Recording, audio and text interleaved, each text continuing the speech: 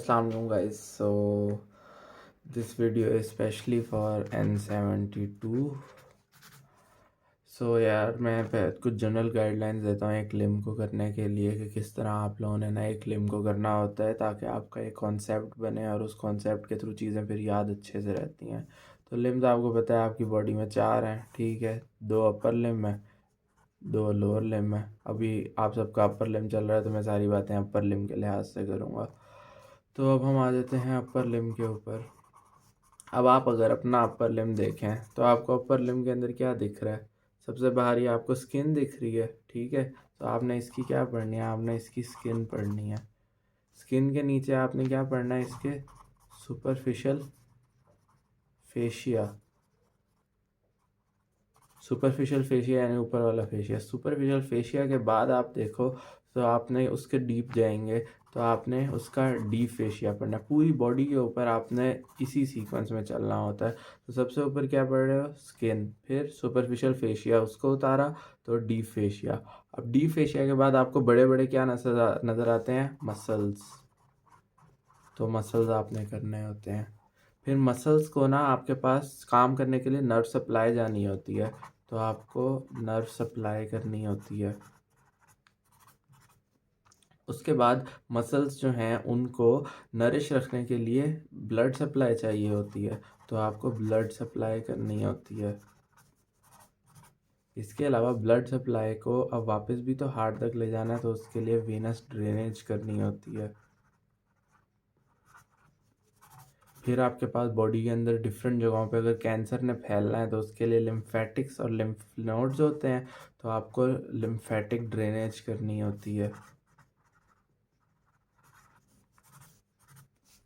उसके अलावा आपके पास ना देखो यहाँ पे एक जोड़ लगा हुआ है, आपकी एल्बो पे एक जोड़ लगा हुआ है, शोल्डर पे। तो आपको क्या करने हैं? अब आपको वो जॉइंट्स भी तो करने हैं ना। लेकिन ये जॉइंट्स बन किन के दरमियान में रहे हैं? तो वो आपने बोन्स भी तो करनी है फिर। तो बोन्स आपको करनी है। उसके अलावा आपके पास जॉइंट्स हो गए, बोन्स हो गए। अब आपने देखना है कि ये आपके पास जो है ये मेजर कुछ बातें हो गई हैं जो कि आपने करनी है। अब इनको किस तरह करना होता है? तो अब स्किन होती है ना, तो स्किन के लिए अंदर मेजरली मैं अगर बताऊँ ना तो आपने देखना होता है कि स्किन के अंदर इसकी क्यूटेनियस सप्लाई क्या है, ठीक है। अब आपने अभी पेक्टोरल रीजन है ना, पेक्टोरल रीजन भी अपर लिम के साथ ही पढ़ते हैं क्योंकि तो पेक्टोरल रीजन के अंदर की जो आपके पास स्किन की क्यूटेनियस सप्लाई है, आई गेस मैंने यहाँ पे बनाई हुई है। हाँ ये देखो सुपरफिशियल फेशिया, ये पूरा स्किन के अंदर ही आपके पास ये आ जाए, स्किन के नीचे ही है ना सुपरफिशियल फेशिया। तो इसके अंदर अब ये जो क्यूटेनियस नर्व्स हैं, तो अब इसकी आपको ये जो डायग्राम है ना ये अच्छे से आनी चाहिए। क्यों? क्योंकि आपके पास यहीं पर वो सारी की सारी क्यूटेनियस नर्व्स उसने बताई हुई है, तो क्यूटेनियस सप्लाई आपको आनी चाहिए, ठीक है। तो सबसे पहले ये क्यूटेनियस सप्लाई होती है, ये दूसरी डायग्राम इसकी उन्होंने बनाई हुई है। तो ये आपको क्यूटेनियस सप्लाई आपने इस तरह से सुपरफिशियल फेशिया की कर ली। इसके अलावा सुपरफिशियल फेशिया की एक और चीज़ क्या थी? सुपरफिशियल फेशिया के अंदर आपने वो प्लेटिज्मा मसल पढ़ा होगा, है ना। आपके पास बॉडी के अंदर दो अपर लिम जब आप पढ़ते हैं तो उसमें 2 मसल इस तरह के आते हैं। आपके यहाँ वाला जो एक मसल है ना, इसको प्लेटिज्मा मसल कहते हैं। तो ये प्लेटिज्मा मसल भी आपको करना है, तो इसमें आपको प्लेटिज्मा मसल आ जाता है। मैं से मेन बातें बता रहा हूँ, एक कॉन्सेप्ट देना चाह रहा हूँ। डी फेशिया वगैरह जो है ये लोअर लिम के अंदर ज़्यादा इंपॉर्टेंट हो जाता है क्योंकि थाई वगैरह में आपके पास ना वो फेशियल लेटा वगैरह की अटैचमेंट्स वगैरह हो जाती हैं, और यहाँ पे इतना खैर इंपॉर्टेंट नहीं होता, तो बस इसको रीड दे देनी है। फिर आ जाते हैं मसल्स। अब मसल्स के अंदर आपके पास सबसे पहली चीज़ जो आपकी होनी चाहिए वो तो आपको मसल्स के नेम्स याद होने चाहिए ना। नाम याद होंगे तभी तो आप आगे कुछ उनके बारे में करोगे। तो सबसे पहले तो नाम याद होने चाहिए। तो मैं आपको दिखाता हूँ मैंने सबसे पहले क्या किया था। मैंने इस तरह करके ना ये पूरा का पूरा पेज मसल्स के नामों का है सिर्फ। टोटल में आपने अपर लिम में 60 मसल्स पढ़ने होते हैं, ठीक है। एक लिम के ये अपर लिम एक साइड का जो उसमें 60 मसल्स होते हैं। 20 जो होते हैं वो आपके पास ना यहाँ पेक्टोरल रीजन से सारा मिला के आपकी एल्बो तक के होते हैं। उसके बाद फिर आपके पास 20 फोर आर्म के होते हैं और 20 जो हैं वो आपके हाथ के होते हैं। किस तरह?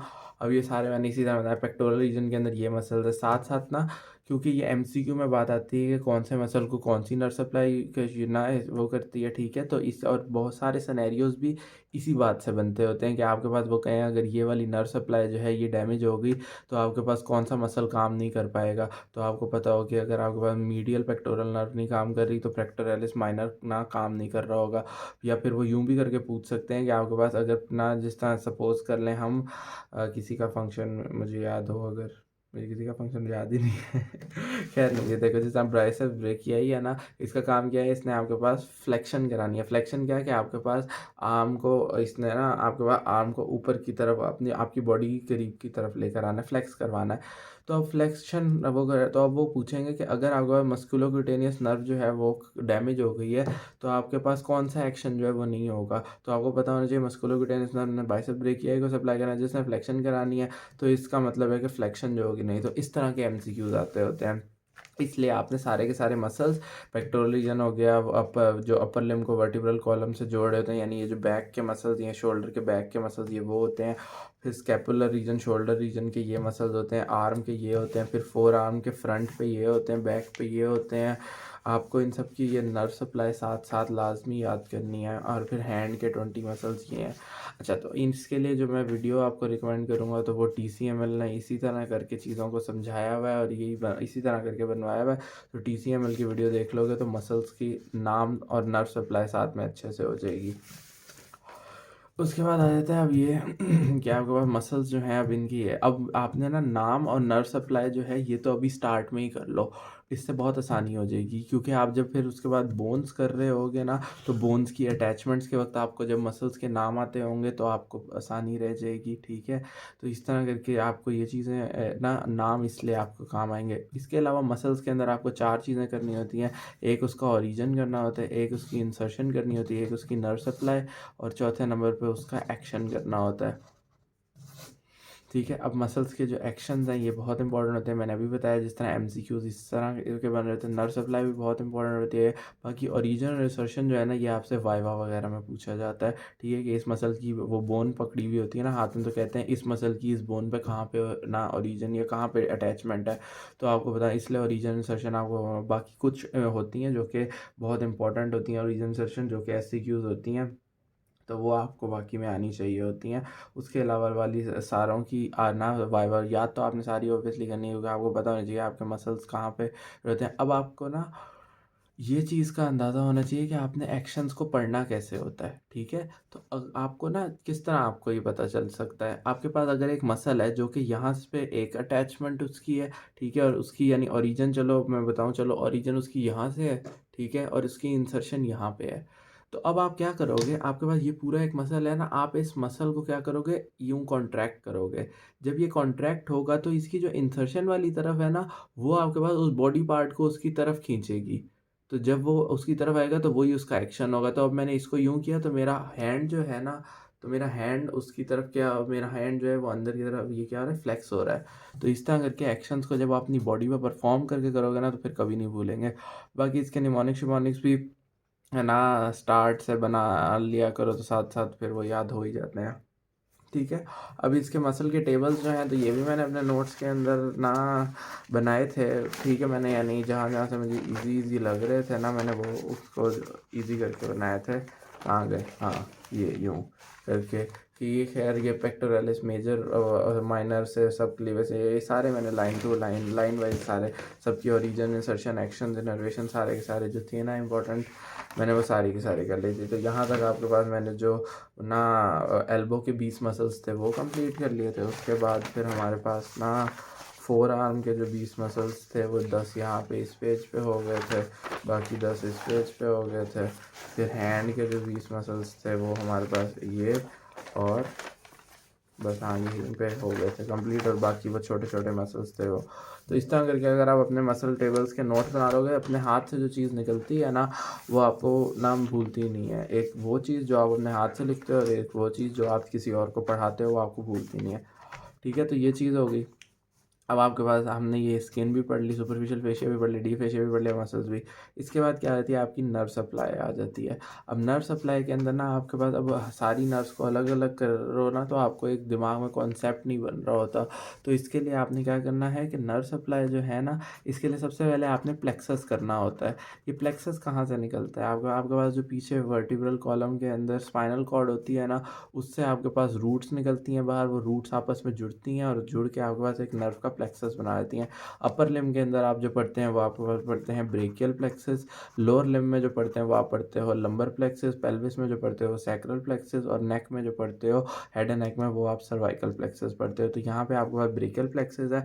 तो ब्रेकियल प्लेक्सस जो है ना, ये अगर देखा जाए तो दूसरा टॉपिक मैंने यही ब्रेकियल प्लेक्सस वाला ही किया था। आई यस यस, ये रहा।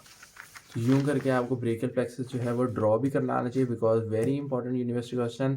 और हमारी सब स्टेज के अंदर भी ये बहुत आता होता है, और स्टेज के अंदर भी। तो ब्रेकियल प्लेक्सस ड्रॉ भी करना आना चाहिए। इसी तरह का ड्रॉ कर लो तो बहुत अच्छे नंबर मिल जाते होते हैं। स्कीमेटिक डायग्राम इसको कहते होते हैं। तो इसी तरह का इसकी भी मैंने TCML की वीडियो ही देखी थी, और अच्छे से वो समझा देता है, और वो उसको आगे एक्सटेंड भी करा देता है। जिस तरह ये हम ना, ये तो नर्व्स के नाम हो जाते हैं ना वो सारे के सारे।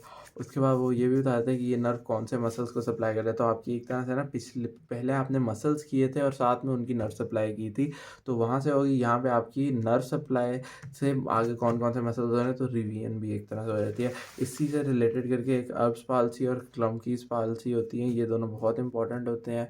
तो ये यानी आपके पास हमारे प्रॉफ का सवाल था ये अब्स पाल्सी, तो कहीं ना कहीं आपसे ये वाइवा ऑस्पी वगैरह में पूछ ही लिया जाता है। उसके बाद ये 5 मेजर आपको नर्व्स जो देता है ना ब्रेकियल प्लेक्सस, तो आपने ना इन 5 नर्व्स को अच्छे से पढ़ लेना है। अब इन 5 नर्व्स को क्या कहते हैं, मैं तो हम तो एंड तक हमारी ये हो गई थी कि हम क्या 4-5 दोस्त जो बैठते थे, तो हम नेक से अब ब्रेकियल प्लेक्सस स्टार्ट करके उसके बाद फिर अपनी बॉडी, आपने ना अपनी बॉडी के ऊपर देखना है कि अच्छा कोर्स वगैरह किताब में जो लिखे हुए हैं, तो आपकी बॉडी के ऊपर ये, आपके अपर लिम्ब के ऊपर ये नर्व्स कहाँ कहाँ से गुजर रही हैं। इस तरह विजुअलाइज करोगे ना, तो उस तरह करके बहुत आसानी रह जाएगी। ऐसा ही है। हम अभी ना मेजर जो है आपको यही 5 नर्व्स हैं अपर लिम्ब की। तो मैं इन्हीं 5 नर्व्स को इस तरह की स्कीमेटिक डायग्राम, ये आपको स्नेल से मिल जाएंगी सारी की सारी इस तरह की स्कीमेटिक डायग्राम्स, या TCML के चैनल पे भी इसी तरह की वो बनाता है। तो ये आप इस तरह की कर लोगे ना, आपके लिए बहुत आसानी रह जाएगी। अब नर्व्स के अंदर आपने क्या चीज़ें याद करनी होती हैं वो भी मैं बता देता हूँ। कहाँ गया? हाँ, नर्व्स के अंदर आपने सबसे पहले क्या याद करना होता है। एक तो ब्रेकियल प्लेक्सस तो पूरा कर लिया ना। नर्व्स के अंदर आपने क्या करना है, सबसे पहले उसकी रूट वैल्यू याद करनी होती है। मेजर मेजर वाली जो है ना, वो जो यूँ हर मसल टेबल के अंदर लिखी हुई होती है ना, वो वाली नहीं। जो जिस तरह ये 5 नर्व्स है ना मेजर, तो इन पाँचों की आपको रूट वैल्यू याद होनी चाहिए सबसे पहले।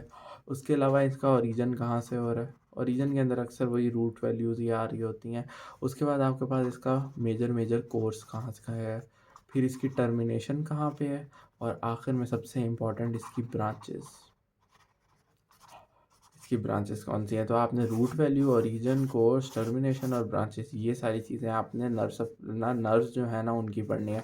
तो अब इसके अंदर यही है कि एक मस्कुलोक्यूटेनियस नर्व है, ये भी आपको TCML से मिल जाएगी अच्छी सी मस्कुलोक्यूटेनियस नर्व। इसके अलावा अगर TCML नहीं तो एसेंशियल ऑफ मेडिकल साइंस की भी बहुत अच्छी होती हैं, वो BD से ही पढ़ाते हैं ये दोनों, तो इसलिए आपने पढ़नी भी BD है, तो इसलिए मीडियन नर्व होगी ये भी। अच्छा, आप लोग जब वो किताब से पढ़ते हो ना, तो वो आर्म के अंदर मीडियन नर्व का यहाँ तक का पोर्शन करा देंगे, 4 आर्म में यहाँ तक का, हैंड में यहाँ तक का, तो आप इसको कभी भी विजुअलाइज नहीं कर पाओगे। सो आप जब एक ही दफ़ा कर लोगे ना, तो आपको आसानी रह जाएगी। हर रीजन के अंदर आपकी नर्व्स पहले से हुई हुई होंगी, सो आपको कोई मसला नहीं होगा। इसके आपको दूसरा नाम labourers nerve, eye of the hand, peripheral eye, ये सब नाम इसके मीडियन नर्व के हैं। ये भी आपको बताना चाहिए, MCQ वगैरह में बहुत पूछना है। अच्छा, आपने एक तो मैंने ये स्कीमेटिक डायग्राम में बनाना बता दिया ना कि आप इस तरह की भी बना सकते हो, पेपर में भी इस तरह की बना सकते हो। अगर पेपर में ज़्यादा टाइम हो तो इस तरह ज़्यादा अच्छी करके भी बना, जिस तरह एक्चुअली नर्व जो है ये छोटी सी है, ये इस तरह करके भी बना रहा था, लेकिन वो ये मैंने कोई टेस्ट पेपर ही शायद लगाया था कि इस तरह करके ना हम बना सकते हैं अगर टाइम ज़्यादा है। ठीक है, इसमें मैंने सारे के सारे ना रिलेशंस, कोर्स को पूरा का पूरा ना उसके साथ एक्सप्लेन किया हुआ है डायग्राम के साथ ही। तो इस तरह करके करें ना, तो ये ना पे एग्जामिनर को ज़्यादा अच्छा लगता है। खैर तो यही सार वाले के ये देखो ओरिजिन है, रूट वैल्यू उसकी क्या कहते हैं ये लिखी हुई है, कोर्स उसका सारा मैंने ये लिखा, टर्मिनेशन और एंड में उसकी ब्रांचेस। तो और ब्रांचेस सारी यहाँ पे भी साथ में मैंने शो कर दी हुई है। तो ना इसी तरह अगर हर नर्व को कर लोगे ना तो ये इसी तरह ये अल्लर नर्व है, ठीक है, अल्लर नर्व वगैरह भी है, ये एसेंशियल्स ऑफ मेडिकल साइंस से देख लेना तो वहाँ पे भी काफ़ी अच्छी हैं। उसके बाद आपके पास आ जाता है कि अब एक एक्जिला, एक्जिला का रीजन जो है ये भी बहुत इंपॉर्टेंट है, ठीक है। एक्जिला का रीजन ये हमारे प्रॉफ का सवाल था एक्जिला का, तो ये बहुत इंपॉर्टेंट है। इसकी बाउंड्रीज आपको आनी चाहिए, हमारे स्टेज में भी आया था, कंटेंट्स इसके आने चाहिए। इसकी भी मैं कहूँगा TCML की वीडियो देख लेना, अच्छे से समझा देता है। इसके अलावा ये क्लाइव पेक्टोरल फेशिया हमारा सब स्टेज का सवाल था, कॉल का निमोनिक इसके लिए होता है कि कौन से स्ट्रक्चर इसको पियर्स करते हैं, वेरी इंपॉर्टेंट। और इसकी ये डायग्राम भी समझ लेना, बनानी आनी चाहिए आपको। उसके अलावा ना हमारे पास ये अभी मैंने क्या बताया, ये सारे मैंने अभी ये नर्व सप्लाई की बातें बताई हैं। और उसके बाद साथ ही मैंने एक्जिला का टॉपिक भी बता दिया कि एक्जिला से क्या करना है, ठीक है। तो एक मैंने एक्जिला का टॉपिक का भी बता दिया। एक्जिला के अंदर ना आपके पास एक्जिलरी आर्टरी भी है। एक्जिलरी आर्टरी जो है ना वो बहुत इंपॉर्टेंट आर्टरी है, हमारा प्रॉफ का वो भी सवाल थी, ठीक है। तो ये चीज़ें जो है मैं जो बता रहा हूँ साथ साथ सुनते जाएँ। ये प्रॉफ की कहाँ है यार, हाँ। और इसके आपके पास ना ये रिलेशंस भी बहुत इंपॉर्टेंट है। ये एक्सिलरी आर्टरी है, ये तो इसकी मैंने ब्रांचेस सारी लिखी हुई हैं। और इसके अलावा ये इसके सेकंड पार्ट के रिलेशन है, और ये इसके यानी फर्स्ट पार्ट के रिलेशन है। तो आपने इसके ना रिलेशन वैसे रिलेशन नहीं करने होते फर्स्ट ईयर के अंदर, लेकिन आपने एक्सिलरी आर्टरी के तीनों पार्ट्स के रिलेशन अच्छे से रट लेने हैं, ठीक है। बाकी एक्सिलरी लिम्फ नोड्स की, लिम्फ नोड्स जहाँ पे भी होते हैं ना आपको पता होना चाहिए कि वो आर्टरीज़ के ना या वेन्स के साथ साथ होते हैं, ठीक है। तो अब आपके पास ना ये देखो ये वो जा रही थी ना वेन्स, तो उसके साथ साथ आपके पास ये लिम्फेटिक्स लिम्फ नोड्स होंगे सारे के सारे।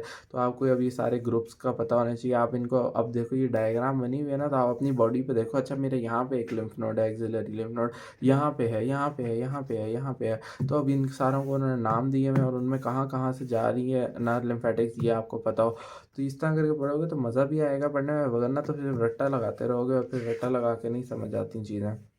खैर तो ये एक्जिला का हो गया। बाकी एक्सिलरी वेन वगैरह MCQ के लिए बस पढ़ लेना, बिकॉज इसमें ये वो बेसिलिक वेन कॉन्टिन्यूशन और बेसिलिक वेन ये MCQ आया हुआ था।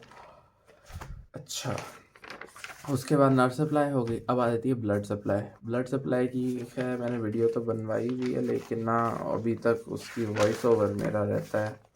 अब वो जो मैंने देखो कल परसों तक इंशाल्लाह मैं कोशिश करता हूँ करवा ही दूँ। तो उसमें मैंने ना पूरी की पूरी ये जो ब्लड सप्लाई है ना वो मैंने कराई हुई है। कैसे भला, कहाँ है यार, एक तो हाँ ये देखो ये है हमारे पास कंप्लीट ब्लड है। ये मैंने ये यहाँ से सब क्लेवेन आर्टरी से स्टार्ट करके एंड तक हैंड तक पूरी की पूरी ले गया वहाँ arterial supply of the upper limb. तो ये arterial supply of the upper limb जो है ना उसके ये जब एक दफ़ा कर लेते हैं ना तो उसके अंदर अब आर्टरीज़ के अंदर आपने मेजरली क्या क्या करना होता है। आर्टरीज़ के अंदर भी आपने ओरिजिन करना है कि वो कहाँ से निकलती हैं, दूसरे नंबर पे आपने उसका कोर्स करना है, तीसरे नंबर पे उसका टर्मिनेशन करनी है कहाँ हो रही है, और चौथे नंबर पे उसकी ब्रांचेस करनी है। तो आर्टरीज़ में भी आपने ये ओरिजिन, कोर्स, टर्मिनेशन और ब्रांचेस करनी होती हैं। तो इसी तरह करके आपने ये सब क्लीवेन आर्टरी हो गई है ये करनी है, ये एक्सिलरी आर्टरी मैंने इसके तो रिलेशंस भी करने हैं, ब्रेकियल आर्टरी होगी। इसके अलावा आपके पास ना अपर लिम्ब में दो एनास्टोमोसिस इंपॉर्टेंट है। एनास्टोमोसिस अराउंड द स्कैपुला, आपका जो शोल्डर के पे स्कैपुला इसके अराउंड, और एक एल्बो जॉइंट, ये एनास्टोमोसिस भी बहुत इंपॉर्टेंट है। इसके अलावा आपने साथ ही ये देख लेना कि हमारे पास ना ये आर्चेज़ हैं हैंड के अंदर, आर्टीरियल आर्चेज़, तो ये भी बहुत इंपॉर्टेंट हैं, ठीक है। ये आपको अपने हाथ पे बनानी आनी चाहिए, वेरी वेरी इंपॉर्टेंट ये सारी की सारी चीज़ें। तो एक ही दफ़ा जब आप सारी आर्टीरियल सप्लाई कर लोगे ना तो आपके लिए बहुत आसानी रह जाएगी हर चैप्टर के अंदर। सो ये मैंने ब्लड सप्लाई का सारा बता दिया। ब्लड सप्लाई ये भी आर्टीरियल सप्लाई कह सकते हैं इसको। तो उसके अलावा आपके पास ना एक टॉपिक एक्जिला की तरह का वो जो बहुत इंपॉर्टेंट है वो है ब्रेस्ट का टॉपिक। खैर इसके अंदर से ये सिचुएशन वगैरह और ये सब बस रीड करते जाना, इतना कुछ खैर इसमें से ना आता नहीं है। इसके अंदर से जो मेन आता है ना वो आपको आना चाहिए ये ब्लड सप्लाई। और मैंने जिस तरह बताया कि हर सवाल के अंदर ना डायग्राम आपने लाजमी बनानी है जिसमें बन सके। तो जिस तरह ये अभी इसकी ब्लड सप्लाई की डायग्राम आपको लाजमी बनानी चाहिए। ब्लड सप्लाई की भी किताब के अंदर एक डायग्राम बनी है वो लाजमी। और लिम्फेटिक ड्रेनेज, इसमें लिम्फ नोड्स का अलग बताना, लिम्फेटिक वेसल्स का अलग। बाकी आपके पास किताब में 7 पॉइंट्स लिखे हैं, वो 7 पॉइंट्स की भी आपने ना हेडिंग्स बना बना के आपने वो लाजमी क्या कहते हैं ना लिखने हैं साथ, क्योंकि ये वेरी इंपॉर्टेंट क्वेश्चन है और बहुत आता है। तो इस वजह से ये जिस तरह ये है ना, तो अब उसके अंदर वो एक पॉइंट उन्होंने एक्सिलरी नोड्स के बारे में बताया हुआ है, एक उन्होंने ये ना बताया हुआ है एंटीरियर थोरेसिक नोड्स के बारे में, एक उन्होंने वो plexus of Sappey lymphatics from the. इस तरह करके उन पॉइंट्स की हेडिंग्स बना के वो पॉइंट्स लाजमी लिखने हैं ये। और यूँ भी मैं तो पेपर में यूँ करता था कि ये जिस तरह नोड्स वाला है ना, तो वो जो लिम्फ नोड्स की हेडिंग देता था उसी में मैं ये पॉइंट ऐड कर देता था। ये भी नोड्स वाला ये प्लेक्सस है ना, तो ये मैं उसमें लिम्फेटिक्स में ऐड कर देता था। ये लिम्फेटिक्स फ्रॉम डीप सरफेस है, ये मैं वो लिम्फेटिक्स में ऐड कर देता था। तो आप चाहो तो उसमें भी एडिशन कर सकते हो, और तो उससे आपको अलग से चाहो तो अलग से ये 6 पॉइंट्स भी लिख सकते हो। तो यूँ करके आपने यूँ ब्रेस्ट वाला टॉपिक भी अच्छे से कर लेना है। सप्लाइज जो हैं ब्रेस्ट की बहुत इंपॉर्टेंट है। उसके बाद अगर हम देखें तो ये ब्रेस्ट भी हो गया। वीनस ड्रेनेज का इन्होंने आसानी से एक ही चैप्टर दिया हुआ है, उसी के अंदर वो सारा का सारा है। आप लोग ना आराम से इसके लिए 2 मैं बताऊंगा, एनाटमी नॉलेज और TCML। इसकी वीडियोस जो है ना वो देखना बहुत अच्छी हैं आपने, और इसको अपने बाजू पे ड्रॉ करना है। मैंने जिसको पढ़ाया था ना, मैंने सबसे ड्रॉ करवाया था। ये देखो इन्होंने सारी फिंगर से स्टार्ट करके, क्योंकि वेनस ड्रेनेज पीछे जा रही है ना, तो यहाँ फिंगर से स्टार्ट करके फिर आपके पास ये पूरी की पूरी आपके पास किस तरह आपके पास जा रही है ना पीछे की तरफ। ये यहाँ पे आपके पास ये मीडियन क्यूबिटल वेन जहाँ पे आपके पास लगता है इंजेक्शन लगता है। सो ये सारा का सारा आपको बनाना ड्रॉ करना लाजमी आना चाहिए, ठीक है। बाकी इसकी थ्योरी वगैरह जो है वो वही TCML वगैरह से और एनाटमी नॉलेज से लाजमी देख लेना। तो वेनस ड्रेनेज तो इसी एक चैप्टर से ही अच्छी हो जाती है इसकी। लिम्फेटिक ड्रेनेज के अंदर वही एक तो मैं जिस तरह मैंने बताया एक्सिलरी नोड्स हो गया, ठीक है। तो एक्सिलरी नोड्स वगैरह जो हैं इस तरह करके आपके पास ये बाकी ना अपर लिम्ब के अंदर एक्सिलरी नोड्स ही मेन है, बाकी कोई इतनी खास लिम्फेटिक ड्रेनेज है। और हाँ, जिस तरह ब्रेस्ट की लिम्फेटिक ड्रेनेज है तो इस तरह करके है। बाकी अब जॉइंट्स जो है ना, अब जॉइंट्स जो हैं ये भी बहुत इंपॉर्टेंट होते हैं। मेजर जो आपका अपर लिम्ब के अंदर मेजर जॉइंट्स हैं वो कौन से जॉइंट्स हैं? एक आपके पास उसके अंदर शोल्डर जॉइंट इंपॉर्टेंट है, एक आपके पास एल्बो जॉइंट इंपॉर्टेंट है, और एक आपके पास रिस्ट जॉइंट इंपॉर्टेंट है। ये तीनों मोस्ट इंपॉर्टेंट जॉइंट्स हैं, ठीक है। इनका आपने किताब से एक एक लफ्ज़ करना है, एक एक लफ्ज़ याद करना है, बिकॉज वेरी इंपॉर्टेंट, और समझ के करना है। और मसल्स की जो आपके पास एक्शंस होते हैं ना, उनको याद करने का सबसे अच्छा तरीका यही होता है। जॉइंट्स के अंदर ना जॉइंट्स के टेबल्स होते हैं, वो टेबल्स के अंदर आपके पास ना मसल एक्शंस बहुत अच्छे से याद हो जाते हैं, बिकॉज उन टेबल्स के अंदर उन्होंने ना लिखा होता है कि कौन से एक्शन के अंदर कौन कौन से मसल्स इन्वॉल्व हैं। और वो तो आप वो जॉइंट्स के टेबल्स कर लोगे। और जॉइंट्स के टेबल अच्छा सा वहाँ पे एसेंस एनाटमी एक शॉर्ट बुक है, उधर एक ना उधर दिया हुआ है, तो वो आप देख लोगे तो आपके लिए वो बहुत इजी रह जाएगा। बोन्स के लिए एंजेला आइजैक की वीडियोस, या फिर अगर ज़्यादा एक्स्ट्रा देखना हो तो वायरन कारिया, वरना Angela Isaac more than enough होता है, ठीक है। तो एंजेला आइजैक देख लो, वो BD से पढ़ाती है साथ साथ आपके पास, आप उसको करते जाओ ये। बाकी ना TCML वगैरह को ना जाना, बिकॉज वो नोट्स बनवाने में ज़्यादा टाइम लगवा देते हैं। अगर आपको नोट्स बनाने की, जिस तरह मेरी तरह नोट्स बनाने की आदत है, तो आप इस तरह बोन्स के भी नोट्स बना देते हैं। ये मैंने अभी क्लेविकल के नोट्स बनाए हुए हैं, ठीक है। तो इस तरह करके आप नोट्स भी बना सकते हो इस तरह के। आखिरी चीज़ जो रह जाती है ना, वो रह जाती है हमारे पास क्लिनिकल्स। अच्छा, तो क्लिनिकल्स जो है ना BD के अंदर जो लिखे हुए हैं ना, वो साथ साथ करते जाओ, साथ साथ करते जाओ। अगर बहुत टाइम है और बहुत बड़े थीटे हो तो साथ साथ KLM के भी रीड करते जाओ, और ना ही उस टॉपिक से रिलेटेड करके, ठीक है। और साथ में ना TH क्लिनिकल्स की एक वो है PDF, ये लाजमी रखो, बिकॉज सारे जो KLM वाले हैं ना उसको शॉर्ट लिस्ट करके उसने TH क्लिनिकल्स के अंदर दिया हुआ है। तो TH क्लिनिकल्स वाले लाजमी करने हैं आपने, चाहे आप टॉपर हैं, चाहे आप मीडियोकर हैं, चाहे आपने पास करना है सिर्फ पेपर, TH क्लिनिकल्स लाजमी करना है, साथ में PD के साथ साथ करते जाना। तो इस तरह करके क्लिनिकल्स एक आखिरी चीज़ होती है जो कि आपके पास इंपॉर्टेंट होती है। ये थी एक जनरल गाइडलाइन आप लोगों के लिए for upper limb. I hope आप लोगों को इससे फ़ायदा हुआ हो। कोई भी चीज़ अगर पूछनी हो तो पूछ लीजिएगा। अल्लाह हाफ़िज़।